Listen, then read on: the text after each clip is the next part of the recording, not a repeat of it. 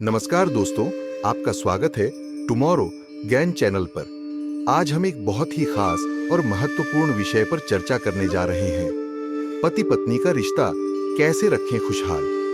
ये कहानी आपको सिखाएगी कि रिश्ते में मिठास बनाए रखने के लिए आप कुछ सरल लेकिन असरदार तरीके कैसे अपना सकते हैं। आइए जानते हैं कि ये कैसे संभव है। राहुल और प्रिया की शादी को कई साल हो चुके थे।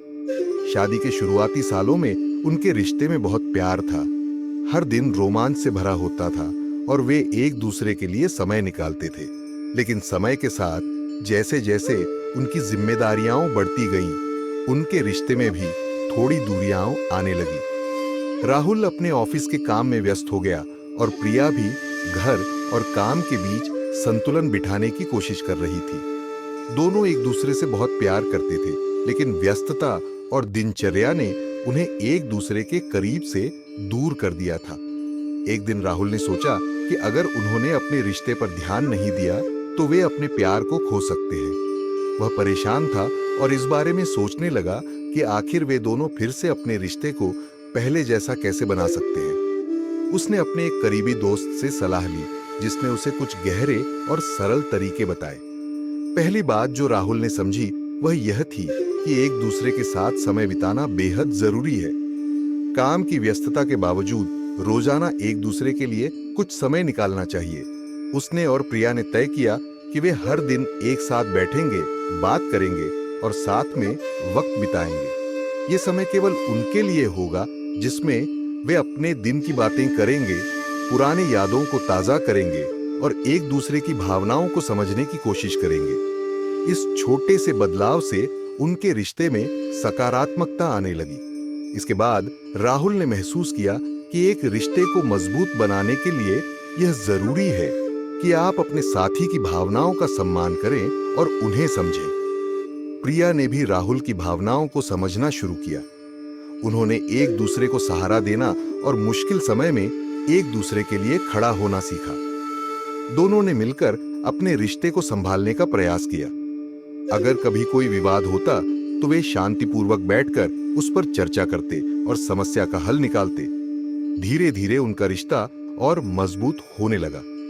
राहुल ने महसूस किया कि छोटे छोटे इशारों से भी रिश्ते में मिठास लाई जा सकती है। वह प्रिया की छोटी छोटी बातों की तारीफ करने लगा, जैसे कि अगर उसने कोई अच्छा काम किया या उसकी कोई बात उसे पसंद आई तो वह उसकी तारीफ करने से पीछे नहीं हटता। ये छोटा सा इशारा प्रिया के चेहरे पर मुस्कान ला देता और राहुल को खुशी होती कि उसकी यह आदत उनके रिश्ते में प्यार और गर्मजोशी ला रही है। प्रिया भी राहुल की तारीफ करने लगी और इस आदान प्रदान से उनके बीच का प्यार और भी गहरा होता चला गया। राहुल और प्रिया ने एक और चीज को अपनाया, माफी देना। उन्होंने सीखा कि कभी कभी गलतियां हो जाना स्वाभाविक है, लेकिन उन्हें माफ कर देना और आगे बढ़ना एक रिश्ते की असली ताकत होती है।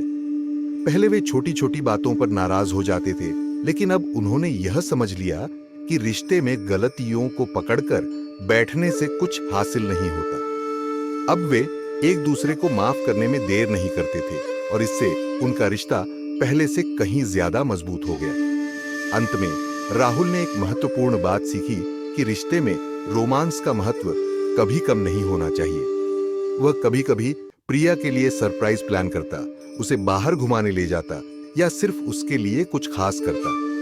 इन छोटे छोटे रोमांटिक इशारों से उनका रिश्ता फिर से जीवंत हो गया। प्रिया ने भी उसे प्यार और स्नेह देना शुरू किया और दोनों ने महसूस किया कि उनके बीच की पुरानी भावना फिर से लौट आई है।